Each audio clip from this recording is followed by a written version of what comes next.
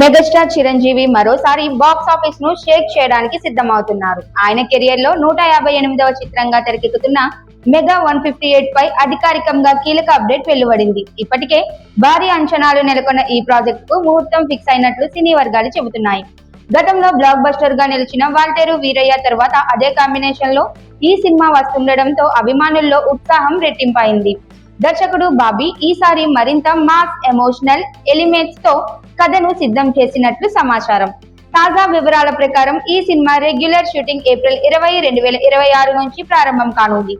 Bengal mafia back drop లో తండ్రి కూతుళ్ల sentiment తో సాగే ఈ మాస్ యాక్షన్ ఎంటర్టైనర్ పై ఇండస్ట్రీలో భారీ హైప్ నెలకొంది. ఈ చిత్రాన్ని కేవీఎన్ ప్రొడక్షన్స్ అత్యంత భారీ బడ్జెట్ తో నిర్మిస్తోంది. ఇప్పటికే ప్రీ ప్రొడక్షన్ పనులు పూర్తయ్యాయని, షూటింగ్ కు అన్ని ఏర్పాట్లు సిద్ధమయ్యాయని తెలుస్తోంది.